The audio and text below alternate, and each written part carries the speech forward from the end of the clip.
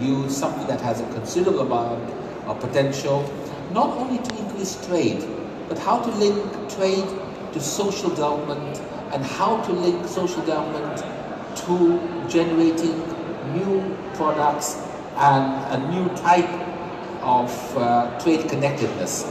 And for me personally, because I do a lot of panel sessions and public speaking, for me it's a personal honor and a privilege to have 4 highly talented panelists with me today. And I actually am a little bit worried that I might not do enough justice when I introduce them. On my first left, we have Shari Julian Hamid, who is the Ghana National Coordinator for the International Trade Center. She has a very long history of working with NGOs, a tremendous amount of expertise. I think that spans over 2 decades. And it's really a privilege to have her. Then we have Kape't Adoji, who also runs a women's network, heads a large company, right? Again, a lot of tremendous experience in this particular product range. And I think we can actually get a lot of insights from you. And I'm personally looking forward to finding out about your own personal experiences. Next to Kape't, we have Abola Desalu, who is the CEO of Madura. And again, a lot of experience. And the beautiful thing I find, because I actually managed the She Trades MENA project, is when you talk to women entrepreneurs, the enthusiasm and the passion they come up with. And I'm actually looking forward to find out a lot more about this later. Next to Abola, we have Prince Nunu, who is running the outreach program at the Global Share Alliance. Yep, okay. So really we have 4 very, very talented speakers. Also, we want to make this a very interactive session. I don't want to be the only one asking questions, but what I actually want is a lot more questions from our audience, because I think it's very rare that you come across 4 highly talented, highly experienced speakers on one platform. And I said, for me personally, I have a lot that I want to ask you, but I also want to give the opportunity to our audience. So please, while they're talking, think of your questions. There will be a floating mic that will be going around. Now, again, just to remind us, what are we really looking at? We're looking at how we have SMEs, how do we support SMEs, how we take SMEs, especially women-owned businesses, into global markets, and focusing on one product. The one product that we are looking at is essentially sheer, but it doesn't have to be, right? What we are actually looking at is the idea is this product has tremendous potential. At the moment, exports are about 65 million USD, with the potential to reach many billions. So we haven't reached the full potential. And these are some of the issues that we can raise. But also the idea that we're looking at a natural product, an organic product. How can we link this to the demand of millennials, right? Old people like me who belong to Generation X, perhaps we might not know enough, but we now need to connect to millennials and the growth of the market. And perhaps one of the other areas we want to look at is how we can link women-owned businesses in Africa to digital trade, right? And again, because digital trade has a potential to reach billions of people, and how can we facilitate that? Now, when I do work on women-owned businesses and look at supporting women-owned businesses, the question that I'm always asked as a man is, what's different for women-owned business? Why do we have to emphasize that it's a women-owned business? Opening a business, setting up a business, it's the same for man as it is for women. The processes are the same. So what's different? Why are we making this a special issue, right? And I think it'd be quite appropriate that we start with the 2 entrepreneurs, Abola and Kape't, right? If you tell us about the challenges that women-owned businesses face, and also drawing on your own personal experience. And I think that will put the whole panel or the whole session into perspective, especially for men like me who believe that women-owned, well, actually, I don't believe that, but who are told that women-owned businesses are no different to male-owned businesses. Please. I'll say, Comfort, would you like to start, and then we'll go. Thank you very much. It's a great privilege and honor to be here to share a little bit of what our experiences. I will share from the share, because that's the reason why we are here.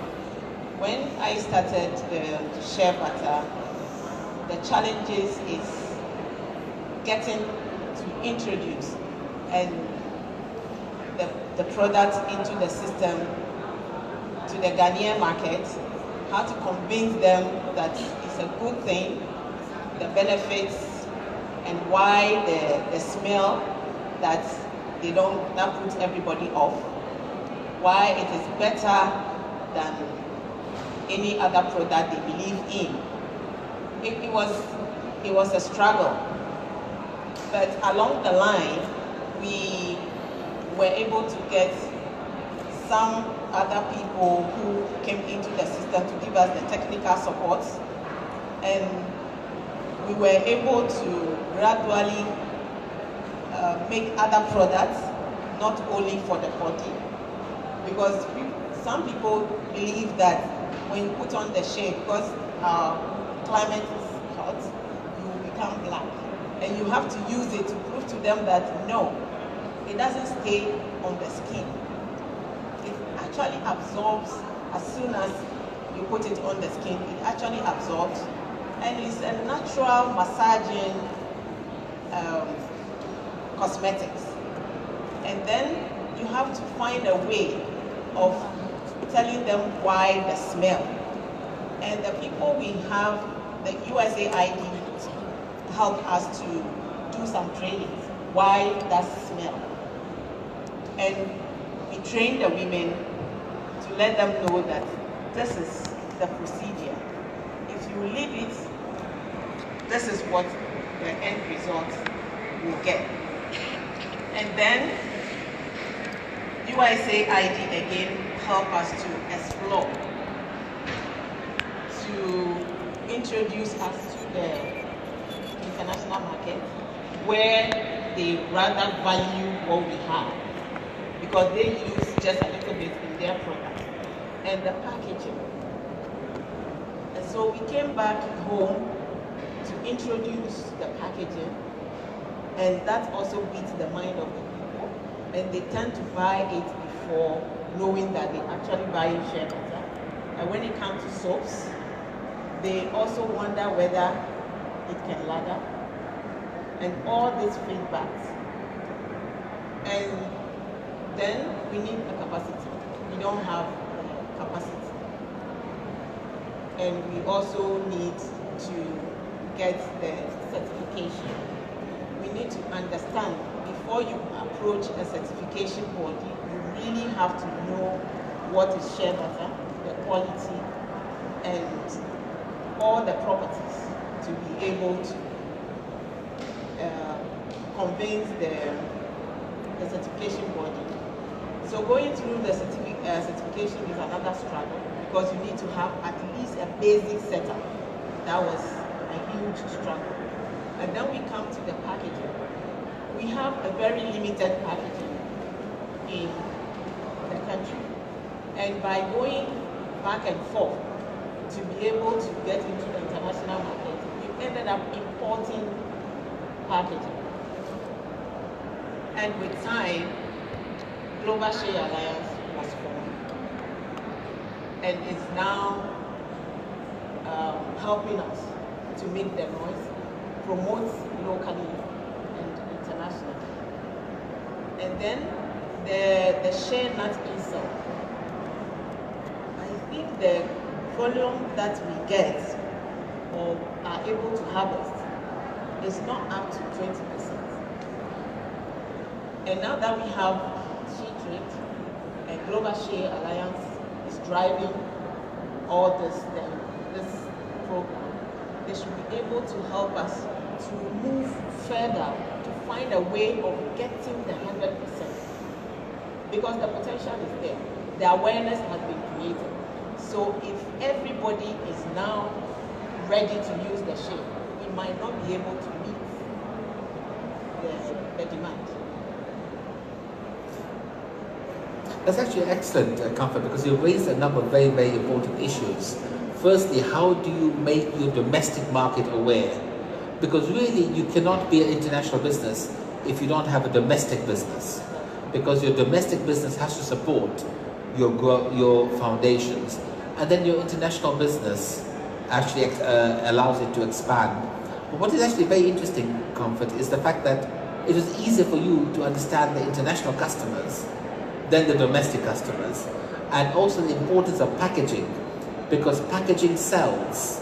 And the question is, how do you make the packaging efficient, effective, and attractive to sell a natural product? You know, combining the international market with the local market is a learning process for us ourselves to be able to learn from why they value more than us. So we use that as a learning process and come back to educate our people. Because so going into the international market is not only to sell, but to learn from them. Why do they use 10% and put shea butter on it? And why do we have the 100% and don't want to use it? So it was a learning process. So we learn from them, not to sell, but to come back and educate our people. And then we get it back. And so that when we are selling to them, we know what we can tell them. And when we are telling our people, we share their testimony, why they are using it, and why we are not using it, and why we should use it.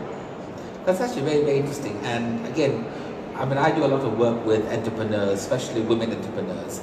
And some of the companies that I work with actually have the same issues. Let's move, of course, to another entrepreneur. Bola, I mean, perhaps you could tell us about some of your challenges and some of your experiences, both in terms of the product you sell, but also as a woman-owned business owner. What were the challenges that you experienced?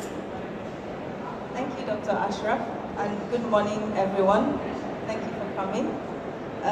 So I'll start with my challenges as an entrepreneur. I think the challenges are same for male-owned entrepreneur or business. Possibly the reason why we are segmenting and focusing on women is now there's more focus on women entrepreneurs, and so there's need for more support, because the women, I think over time have been in the background, just taking care of the home, and now there are more women in the businesses and in the workplace.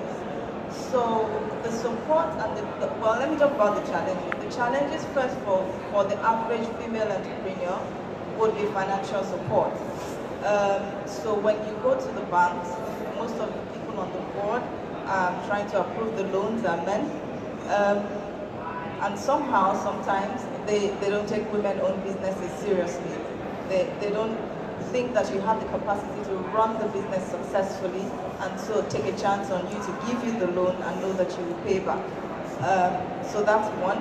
And then on the back of that is for the women to also then have training for actually knowing how to run a business. So putting structure in their business, because you said something, you said they have passion, but passion is not enough. Passion is good to start, but then you need to know the method to actually run a business, how to put structure in place. So then there's the need for training, so that you know how to put structure in your business to make it sustainable. Thirdly, I would say is that women themselves, both really in the office place and in the marketplace, do not know how to place the right value to what they do. And you see that even in, so I work, so I can say that even in the workplace, it's easier for a man to state and say, this is what I want to earn, and just be affirmative on that. And it's not that easy for a woman. The same reason when a woman starts a business, she's done so much hard work. Shea butter is a lot of hard work. And then you go, even when I go to the village and I speak to the women and I see the work it takes to produce shea butter, and I ask, how much are you going to sell this to me? And the first village I went to, when they told me the price, I said, I cannot pay that for your hard work. That is too low for what you do. So that means they don't even know how, and if it were men doing that, shea butter would be like 3 times or 5 times the price it is in the marketplace. And actually it still is, because what happens is these women are slaving in the village and the men come as middlemen. I'm sorry, I'm not trying to slander men. It's just what happens, it's just the reality. And they come as middlemen. So this woman, I'll just use numbers for sake of argument. This woman says, I'll sell my shea butter to you $1 per kg. And the man goes, oh wow, fantastic. He takes the shea butter. And then he goes to the foreign market and says, I'll sell the shea butter to you $10 per kg. And it's fantastic price for the market. He wouldn't go back to tell the woman, you know your price is actually too low because this product sells for $10 in the market. He will come back and say, can I buy it for $0.50 per kg? And the woman is just so happy to sell it because he's come back to now buy more kg. But he's not looking at it fairly to say, this woman is slaving day and night, is risking her life, picking nuts where snake bites can, kill them or endanger them, bending their back over to make this product that is so valuable in the international market. Let me work with them to make their life better. So those are some of the key challenges I see in general business and then specifically to the share business. I've answered one question. I think that's a fascinating story, and actually it shows the difference between a social enterprise and a typical pro-profit enterprise. The idea that women are more likely to create partnerships with their employees, and I think I notice that a lot more. You tend to find that male-owned businesses tend to be more profit-oriented, whereas women actually understand the pressures and tend to create more partnerships. But before I actually go on to Prince and Sherry, I'd like to just ask the two entrepreneurs again, what value do you find from digital exposure in terms of social media, in terms of raising awareness, in terms of educating the markets, in terms of gaining overseas markets? Did you find social media a useful tool? Absolutely. And how did you use it? Okay, so we have a website, and with the website, anyone from all over the world can buy on our platform, and so that already breaks the barrier for international market. So with that, even if I don't have a distributor, for instance, in any particular country, once I have access to customers in that company, they can buy from me and I can ship directly to them, which we do. Social media like Instagram and Facebook also helps, because on that platform you've got people with similar interests from all over the world. So it really has broken a lot of the barriers that it takes to move from one part of the world to another part in terms of exposing your business. I can just get on social media now and instantly I reach customers in Australia, in the US, in Canada, in the Middle East, in Far East Asia, and I can sell to them. So, and I know you had asked the question earlier, so I'll write on that to answer that. With that, I think all the agencies and all the people in the value chain need to step back and start reassessing the barriers they've created to market access and start re-engineering them, because technology has really taken over and it's only going to get more and more, it's going to change our world more and more. So government, agencies, establishments need to look at it and start to reassess the barriers they put in place. So country barriers for access to markets would start to reduce and wane, because now people can actually access each other without going through customs or without going through all the barriers that governments have put for cross-country or cross-continent market access. Comfort, do you use social media, internet? Yes, I do. And just to add to my sister's contribution, those who are buying this product really need to see the reality that the women goes through. So we use the social media to sell the story, so that if we say this is what the women go through, it's there for them to value. Because I remember giving a lotion bar to someone as a gift. She doesn't really with her body language, I realized that she thinks it's too small.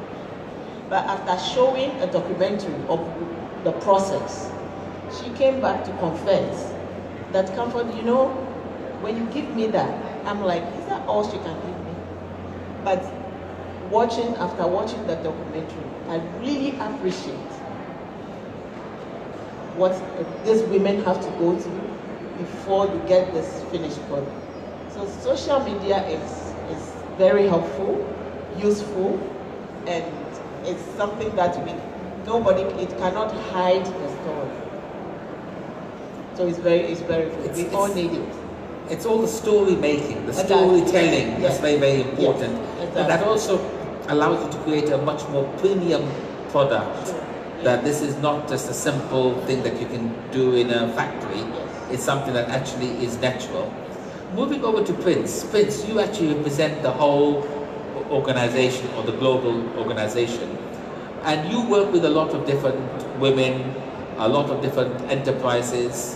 What do you see as the challenges? And perhaps you can also extend and tell us what your organization is doing to work to support women in the sector and how to take them into overseas markets. Thank you very much, and good morning to everyone. So I'll start from the latter, what we do at the Global Share Alliance. The GSA Global Share Alliance was set up in 2011 out of the West Africa Trade Hub. Our main mandate is to promote the use of share in food and cosmetics. And in doing that, then you have to identify what are the gaps that exist within the share value chain, such that you can be able to iron out the gaps and be able to do or execute your mandate appropriately. So in achieving this objective, then we look at what are the issues in relation to quality, what are the issues in relation to women's empowerment. The share industry, it's a women's own business, 100% women's own, I will put it. Although there are some men involved in it, but then the entire process, which is the hard work that Abiola spoke about earlier, is done by the women. It's the women that will wake up at dawn to go to the backlands, to go and collect the share fruits, bring it to the processing centers, and then process them into share kernels, and further processing into butter. So the role of the Global Share Alliance is to be able to empower these women to make sure that the women are producing, first of all, high quality share kernels that is good for export or be able to trade it to the buyers, and also to provide them the necessary support to process high quality share butter. Now, the women face a lot of challenge in this process. So you have issues such as snake bites when they go to the backlands to pick the shea fruits. And this is a great challenge for most women in Africa because the shea grows in the wild and it takes a lot of work to walk from your house to the backland, going into the, so to speak, the bush, not unknown of the challenges that exist there. So women are exposed to a whole lot of challenges. When it even comes on to their processing centers, they do have some challenges such as processing challenges, such as they have to process the butter, so you get a lot of burns because they are exposed to fire. So this challenge in totality, the Global Share Alliance addresses it through our sustainability program. So we have 6 work streams mainly under the sustainability program, one of which looking at women's empowerment. So by that we are looking at how do we address the basic challenges to be able for women to have the capacity to be able to override all these negatives that I've spoken about. So issues of snake bite, issues of burns, warehousing challenges. So one of the things that we try to do as part of our sustainability program is to help the women get access to warehousing. Now, women go to pick the shea fruits. You've trained them in quality areas, how to process it right. But if they do not have a proper place to store, then that creates a whole value chain challenge. because then they will be forced to sell in small bags, and then that is where the other traders will come and be able to take advantage. There's no power in selling share kernels in small quantities. The big benefit is in aggregation and putting it together and getting access to the buyer. Because when the buyer comes, they are looking for large volumes of share kernels to buy. So then that is a real gap, a real challenge for the women. Now, how do you address that? So we are addressing that through our partners and building warehouses for the women so that they can be able to own these warehouses, operate the warehouses, both the financing of it. Now, the other issue got to do with the cooperative development itself. How do you empower them with training programs? How do you make sure that the women understand, first of all, the business around share? Not just collecting the share fruit, but then the business around it. I.e., how can they be empowered to sign up contracts, understand negotiation with buyers? And it's very, very important when you want to open the market up so that the woman will be able to get in touch with the buyers. Women over the years understand the process in the cultivation, so processing, how to pick and all of that. But a challenge is how are they empowered? Like Abiola rightly said, a man will come, will pay you 100 or half the price, and then at the end of the day, you don't really know how to deal with these buyers. All you know how to do is the trading. So one of our goals under the sustainability program is to make sure that the women have cooperative development trainings, so that through that they are able to understand what does it take to negotiate with the buyer myself. Because I have done all the hard work. I went to the bush to collect the shea fruit. I did the processing. I have to take control over the marketing of it. And through that, you may be able to understand that this is what goes into simple contracts. This is how to negotiate for better pricing. And in negotiation comes what power do you have that you are going to use to negotiate. So through getting that power, there you have to make sure that you are getting all the channels right. If you have the right quantities, you have the right quality, then you can negotiate and be able to speak with the buyer. So we are giving more power at the Global Share Alliance to the women who are the base, who are the core of this business, to be able to understand their market, understand their business well, and by taking out all these challenges. The other aspect of a real challenge in the industry is issues of packaging. And that deals more with the brands. So now that there are two women that I'm speaking about here. I've spoken about the rural women who are doing all the hard work in the farm and the parklands. Now the other people, set of people, are the brands. And these are mainly women dominated, like Comfort and Abiola here. They are adding value to the raw butter that the women have produced. So they are making it all up such that men or other people that like cosmetic brands can use. And there are also gaps and challenges in there. Challenges such as access to markets, challenges such as packaging, issues of marketing, and even with most of them also do have, how do they negotiate? How can they be able to get access to the markets that they want? And if they have those markets, how can they do it right? So the Global Share Alliance supports them through platforms such as trade events for them to sell to direct buyers. It's always good when women have access to the buyers directly than they going through a third party, because that is the only way we believe you can achieve empowerment. If the person that did all the hard work is at the face of it and is doing all the marketing around it. So at the Global Share Alliance, we create the platform, the export platform for these women to do their business. And we try to support them through access to financing, if that is an issue, through packaging solutions, by bringing on board the technical people that have the knowledge to be able to provide training to these women and do the marketing right. Seems that you do a whole comprehensive set of things, all the way from health and safety in the fields to capacity building and taking the products overseas. But one of the ways that I see how women in the sector can actually get a higher price, Prince, is by taking away the middlemen. Because in the technology era, we don't actually need middlemen. And this is one of the dying groups of people. So how do you use technology to take the product from the women to global markets? It's one of the things that we do is to let the women understand the growing trends in the industry. Now, if we have provided to them all the farm level support, giving power to the women for marketing, you need to recognize the power of technology also.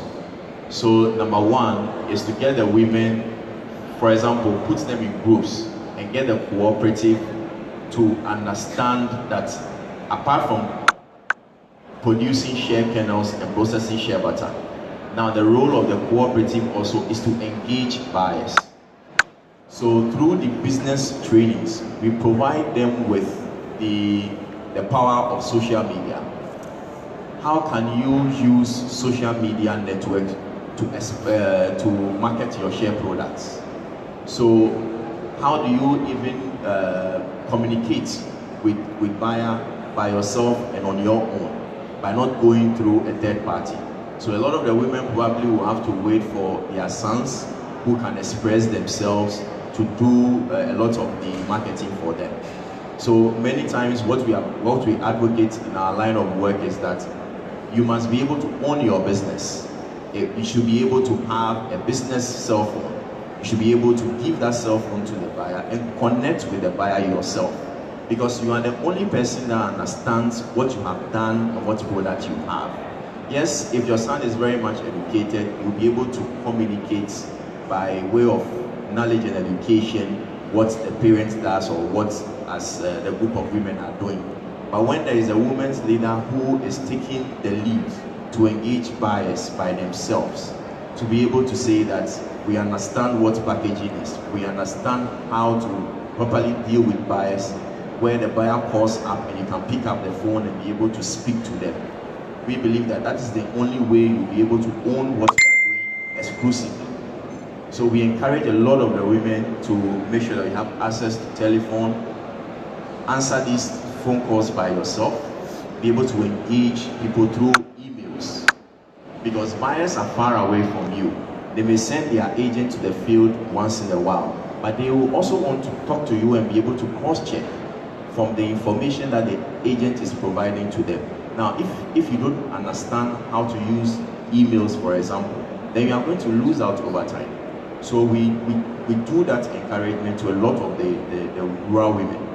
And it's important that talking about this, I need to emphasize that bringing the women, not only supporting them at the farm gate level, but we try to include them even at the trade show level, so that you are stepping them out from the traditional method that they know. So anytime we are coming for a trade show such as this, we try to include about 2 or 3 of the rural women who over time they've been able to use all these, are exposed kind of to use all these communication gadgets, have access to emails and understand what the system, how the system works.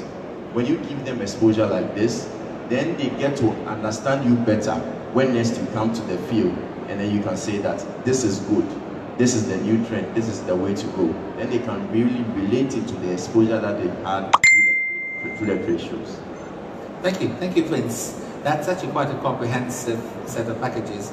But moving over to, I think, one of the most important agencies, and because I do a lot of work with ITC myself, is Sherry. And then you actually work with the ITC under the She Trades for Commonwealth program. How do you actually work with women and get them to go into global markets and also overcome many of the challenges that we've heard from actual entrepreneurs and also from the industry association? Thank you, Dr. Ashraf. I think we live more than ever in a globalized world, and so in this new world that we're living in, exports should be the easiest way of thing to be doing. But there's still hurdles, as we've heard from my colleagues here. And at the International Trade Center, what we aim to do is to make access to international markets as easy as possible for developing countries. She Trade in the Commonwealth in particular aims at providing the tools for some of these ladies, women-owned businesses who are export-ready, and who just need that little nudge, maybe in training more in managerial roles, in maybe understanding better how to draft an export marketing strategy, or maybe accessing finances and the art of negotiating with different countries, providing them those tools, online capacity building, mentoring, coaching, workshops, but also through business generation activities like supporting them to attend trade fairs like the Dubai Organic National, and also inward missions. So we're very attentive to the different challenges the women are faced, and in particular, I am from Ghana and I coordinate activities in Ghana. And if you hear in the news, Ghanaian women are supposedly the most entrepreneurial in the world, with, I think if I'm correct, about 54% women being entrepreneurs. But majority of these women are doing it on a survival basis and in the context of lack of employment and jobs. So it's not that the women are being more difficult to get the businesses. They want to survive, but they also want to thrive.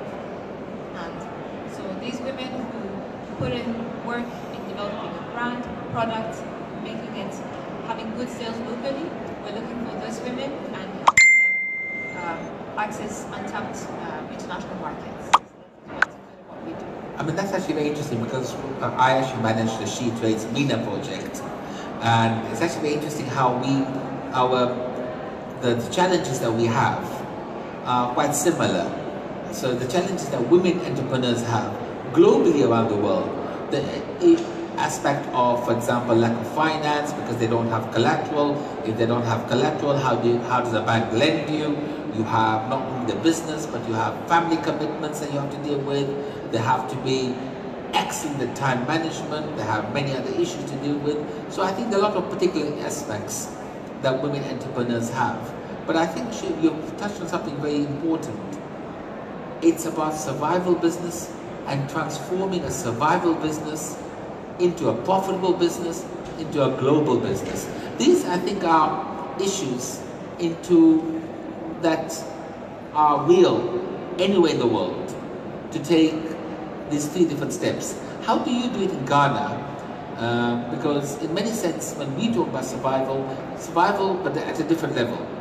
And for you, it's survival at a different level, and then you want to make it profitable, and then you want to make it global. So it's true, because the project is a bit short. It's a 2-year project. So we are very aware that there's a lot of women in the lower end of the value chain of the share business, and who are trying to survive, but they're dealing with business women like Abiola and Comfort, who are more established, and those are the women we first are targeting, because we know that the impact they will get, the economic growth they will provide, and the jobs they will create will then have an impact on these ladies who are trying to survive. The women they work with, they'll be able to pay them more, they'll be able to hire more staff, and so that is the trickle-down effect we're trying to have with She Trades in the Commonwealth. Actually, it's quite interesting. When I was in Zambia months ago, just the women did actually want to have a higher salary than their husbands, because they actually thought that would be quite dangerous and the husbands would not let them work. So these are some of the interesting aspects. So when you talk about wanting to pay more, sometimes it's the workers who actually don't accept the higher salary because they felt that this would stop them from working. But I want to take the discussion to a different angle. The idea about creating global businesses is not about selling shea butter by itself. It's using shea butter as an input into a much higher value product. So really what you want to do is create global value chains. You want shea butter to be an input into another product. I mean, if you walk around here, you'll see one of the companies that I've worked with, camel milk soap. So the camel milk becomes an input into soap, right? The same with shea butter becomes an input into not necessarily soap, it could be many other products. And this is where the GSA, the Global Shea Alliance, comes in very important, Because Prince, you talked earlier about creating value chains, the idea about the soft touch, right? Can you tell us a little bit more about this? One of the things that anyone that would like to go into the share industry must understand is that you need to approach it as a social enterprise, first of all.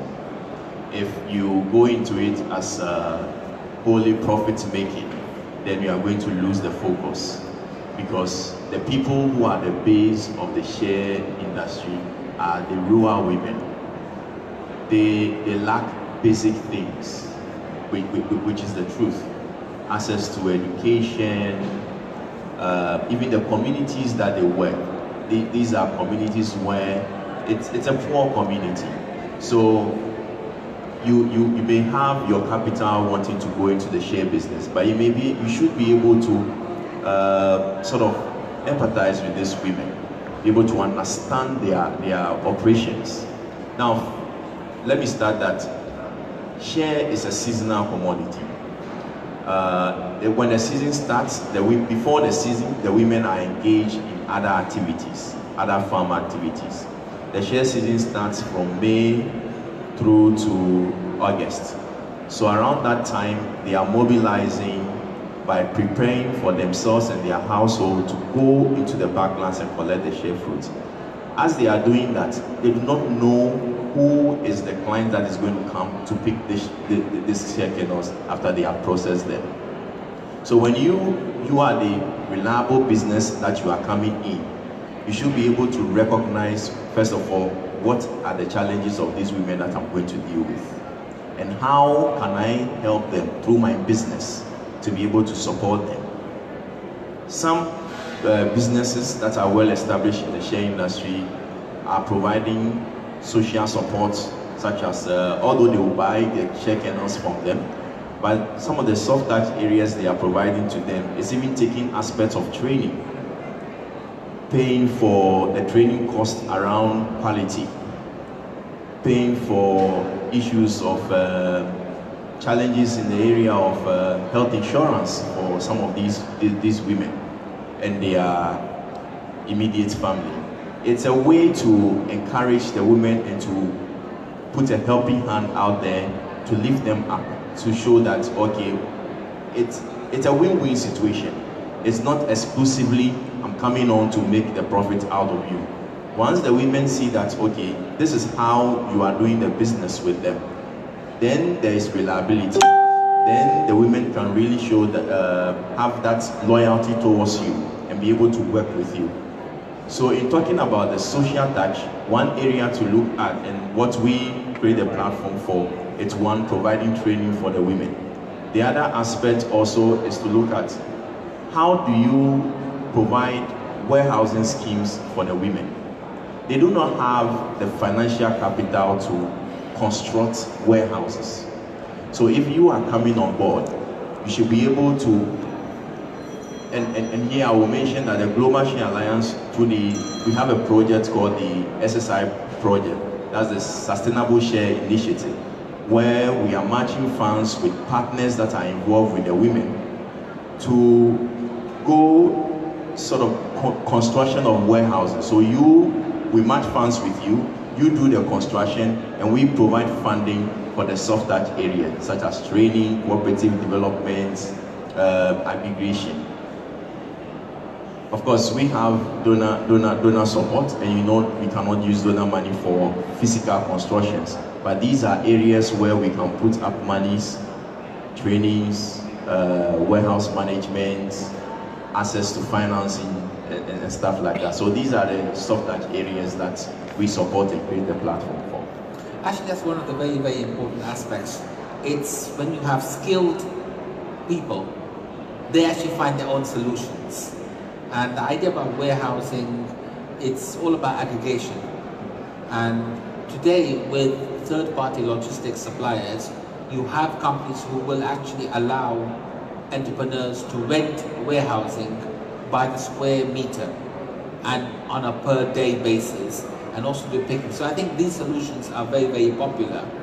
But moving on to Shri, how do you take the entrepreneurs and take them to global markets? Because I think, for me, the real issue here is how do you reach the $10 billion potential, right? And it won't be possible only in West Africa. You have to reach the global $6 billion market. So 6 billion people, $10 billion market. How does ITC do that? How does your particular role do that? Thank you, Doctor. So I think it works mostly through partnerships, even in terms of finding the appropriate businesses, the relevant ones. We work with partners such as the Global Share Alliance. They're actually our first point of contact, because we target different sectors, and the sectors we're targeting are those that have the highest export potential, and share is one of them. But then the International Trade Center has international buyers they interact with often. So we also offer matchmaking services, and as soon as these women are on our portal, our online portal, it gives them visibility to the world.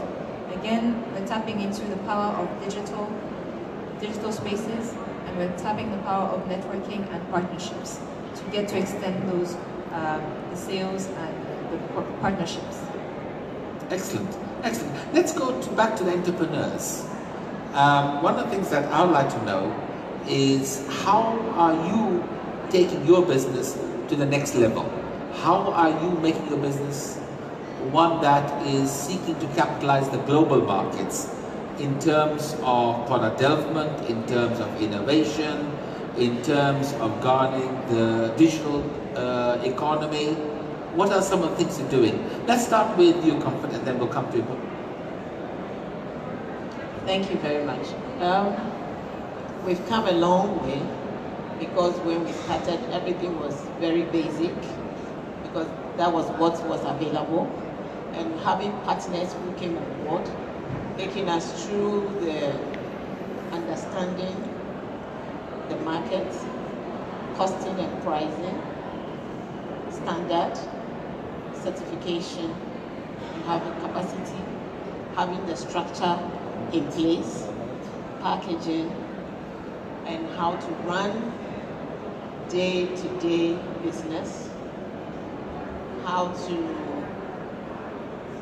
open it up to create jobs, and how you can be able to work with the staff and know that you are building the company together, and so that they can also open up to contribute whatever idea they have. And all these things have actually helped us to move from one stage to another. And as Prince said, how to negotiate. You have to move from the cottage mindset to expand and go beyond the local to the open market, as you have the value chain in mind. Because whatever you do up there have to come back down to benefit the value chain, the women, to build their confidence, to know that they are playing a role and it's coming back to them. It builds their confidence that they are earning from what they are doing, not you having sympathy on them. So by educating them, it encourages them, builds their confidence, and also make your work easier. Because as you get the quality raw material from them, you get a quality finished product. And whatever, now we have the local certification. And now everybody is asking for organic, fair trade. You still have to go back to them. You cannot leave them out to get organic and get a fair trade. And so,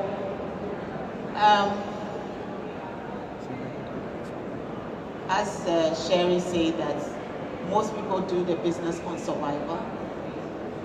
You have to be thinking professionalism. It has to be professional. As you look at the big guys out there, the big companies will be your target. not to focus or compete with your other competitors, the local, those who are doing the same thing with you, but you have the big guys, and rather work with those around. You build your capacity to be able to face and meet that target of $1 billion. And so if you are going up, you have to be open up, ready to work with people. Everybody in your value chain should be important because they all need to contribute, and you have to share. You cannot, as Prince said, that if going into it is just to make money for yourself, I think it's a lost game. It has to be win-win. You have them, then you work together.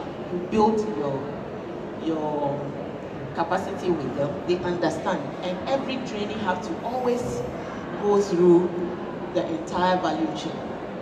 Then you can see yourself going up.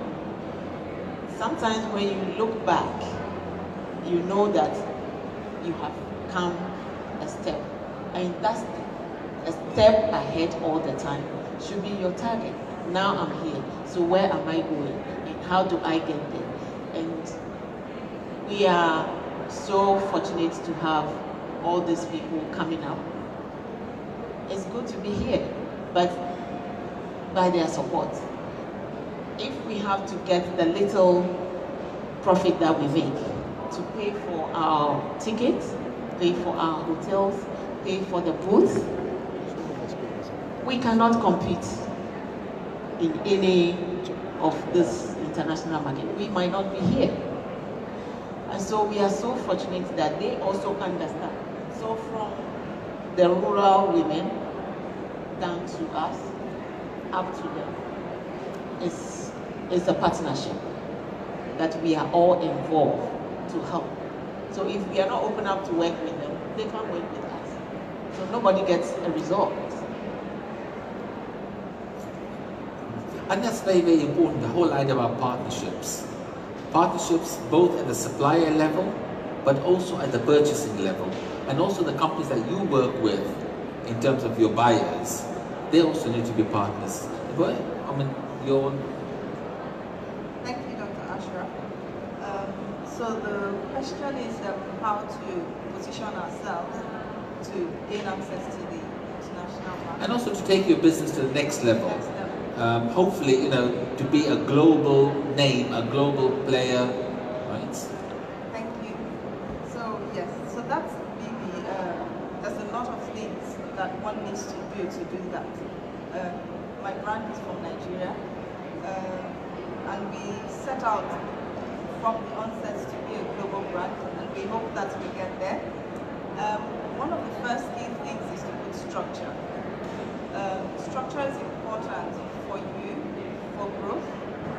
It makes you easily scalable. It makes you attractive to financial support, because when you want to gain access to financing, they want to see your books, they want to see your processing center, they want to see that you have the right structure to produce the same quality consistently. So we're working on putting the right structure in place, getting our books put together and even audited, so even we can see where we need to improve from a financial perspective in terms of costs, focusing on the cost, trying to reduce our cost, and then trying to drive revenue. Then in terms of training is also important to us, because that ensures continuous improvement. It helps us develop more and new products. It helps us stay innovative, because we can then see, know what the market is looking for. People want the share with value added to it. They want it in the raw form, depending on who you're talking to, but then customers also want it with value added to it. So you want to be able to do that. Then she mentioned something which is very important, which is the social impact. You want to ensure that that value chain is continuous, because it's important for everybody. A lot of the women in this value chain are aging. if their children do not see that this business is profitable, we will get to a point where there's no one in the village producing shea butter, and we don't want to get to that point. So the whole value chain needs to be sustained. And so we are out there supporting that, because we cannot aim to go forward when the people supporting us at the back are also not moving forward. And then we try to do a lot of exposure to know what is going on out there, both online and on-site. On-site is one of the ones why we're here, thanks to GSA and thanks to ITC SheTrade. She rightly mentioned we wouldn't be able to come here using the little revenue we're currently earning to sponsor ourselves, so really thanks to them. And certification is also one of the key things we're working on. A lot of the organizations want to see what quality certification you have, whether you have organic, whether you have even the export certification to go out into the market.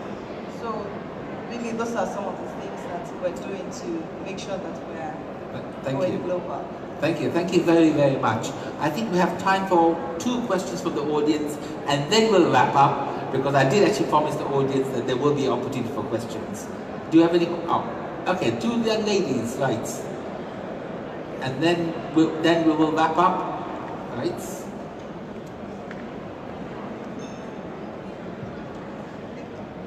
Hi, thank you so much for the great discussion.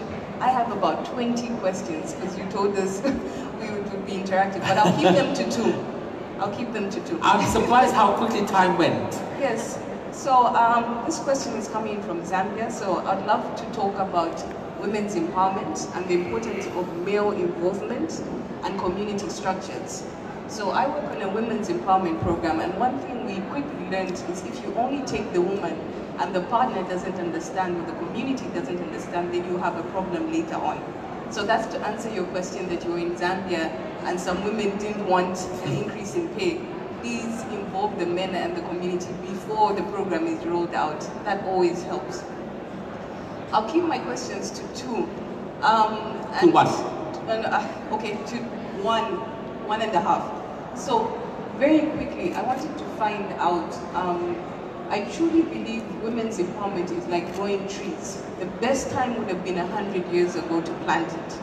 So I wanted to find out from your perspective, when we're training us as young girls, what are we doing at that level before I reach my 20s and 30s and wake up to say, oh, I'd love to have a business of my own, I'd love to run it, what should I be doing? So I think that question is directed to one of you to answer. And then the next question, very quickly, if it wasn't shea butter, this works for so many other products, what would you be doing? Before I let the panel answer the question, the lady next to you, and then we can answer the questions together. That will hopefully save a few more minutes. Okay, thank you so much. I'm from Zambia as well. The question I have is directed to Kape't and Abiola. When I look at Zambia, which I think is very similar to your markets, is that women are not yet tech savvy. So in terms of social media, websites and all of that, both being the buyer and the seller, there's a little bit of a challenge, because if you're going to look at being able to sell your products, as the entrepreneur, you should be able to get your business and put it online, so then you can reach the international market as well as the local. But the thing is, in Zambia or in Africa, not a lot of women have got that kind of, they're not exposed to that. So in terms of digital exposure from your businesses, how have you been able to drive your products and drive awareness and be able to market it to those women? And also from ITC, Shari, if we have more women, say in Africa, being able to use social media and all of that, also we have potential women owners who have businesses but just don't have the confidence yet to be able to load them on their websites and all of that. So how are you guys then helping that, so then that way we're able to grow a small business, into a global business? Right, thank you. 2 very, very interesting questions. If I may actually be able to answer the second question from the fact that our own experience at SheTrade's MENA, which I manage. I know I'm not a woman, but you do actually need, it's not about who manages it, it's about who does it benefit. And what we're actually doing with social media and internet is we're actually creating the platform for women. So we're actually working with digital platforms within the region and international. So women can actually have their own shops on these platforms. So this is a very easy, low cost, in fact the cost is a percentage. So it's not a fixed cost, it's a variable cost. And the idea is that once you are on the platforms, anybody can do a search, and then they can actually just buy the products. And a lot of the platforms that we are working with actually provide a complete solution. So they have the warehousing facility, they have the logistics facility, and also they have the ability to take your products to different countries. So, for example, in Malaysia, we're working with one of the platforms there. In Russia, we're working with one of the platforms there. In MENA, we're working with different platforms in different parts, because I don't believe there's one single platform that's wonderful for every country. I mean, you know, I was in fact, last week I was in Vietnam and Cambodia, and in neither of those countries can I use Uber. In Vietnam, I use Grab, and in Cambodia I use Grab. In Vietnam, I use a different one. So in the same sense, you can't have eBay for the whole world. You have to find a platform for each country that you want to target, and how best to use that, right? So that's the particular aspect. Now, very, very quickly, no more than 40 seconds each, if you can answer the question and also have your last words. Thank you for the question. I would say, in line with what Dr. Ashraf was saying, we also want to partner with online markets, but there are other platforms that I think our women are more familiar with, like I think Instagram or WhatsApp. I think people do a lot of promotion now and marketing through WhatsApp. So that's also another platform that's less scary for them to engage with. And also in the mentoring aspect for online, I'm thinking of engaging them to be mentored by bloggers. So bloggers also can do some promotion for them, but also tell them the day-to-day, okay, this is how you can better manage your brand. So I just had 40 seconds, but it's mostly about networking and daring and being open to just actually, if I may take some of your 40 seconds, there's nothing like physical networking. I go to a lot of events, a lot of countries, nothing like physical networking and face-to-face meeting. Comfort? Okay, thank you. I think your question is, these services are available. How can it benefit those who don't have or cannot use it? Okay. I think we are trying to help these women to encourage them that they shouldn't close the door on themselves, that they are beyond learning to be able to use the technology. So the training and encouragement is ongoing, that everybody can use it. And when they get to know the basic, they don't have to wait for anybody, their children, to come and help them. At least they also have access and the experience, and then that encourages them that they can go beyond that. So they shouldn't close the door on themselves. The door is open for them to learn. And to your question about how women can know that they can become an entrepreneur, if that's the question you ask, from my experience, sometimes it's growing up is the environment that also helps. I mean, the environment, the activities around, the encouragement that stir up these things. Before I started my business, I was actually running away from being entrepreneur, because growing up, I have done it all my life, and I think it's time I should also sit in some office and be behind computer, but it didn't happen. So the environment, growing up environment is very, very important. It helps. Wonderful. Very quickly, thank you. I'll answer the two questions with the same answer because I think they're related. So, like she said, the girl child is not any less than the male child. So, one of the ways to address the girl child being prepared for entrepreneurship or anything in life is to let them know from early on they can do anything.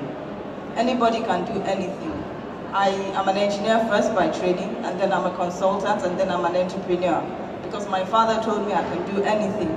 The girl child is not just to learn to cook and to clean. She can do anything. Her brain can be fully utilized. And once that is sorted, social media or technology will not be a challenge for anybody. So with that, and then encouraging even the old women already and letting them know they can still learn it. Your mind is still available for learning, just open your mind and learn. And then in closing, one of the things we do, I mean, we're still a very small business, but I'm quite passionate about the girl child because I know that unfortunately she has not been told enough that she can do all that she can do. So we almost employ first women, men, before women, before men, and then we support them, we tell them to bring their children, to the center. I set up the computer and I allow the children, because there's so many platforms for learning that are free. There is Coursera, there is TEDx, and so many things. They can't really afford for their kids to go to expensive schools, so whilst the women are working, the children are on the computer, on the internet, and learning. They learn to draw, they learn maths, they learn English, and they're just so excited. And I see that it's a full circle. The first time we did it, they worked hard at the women because they saw the impact of what we were doing to the next generation. Again, for this exhibition, when I told them, oh, our hard work has paid off, we're now being supported to come to Dubai. They were coming an hour earlier to work just to produce for us to bring to the exhibition. So everybody gets the benefit and we can just support each other. So the woman child in the next generation, if we all put our support into it, will not be disadvantaged. Thank you. Prince, you have the last 40 seconds.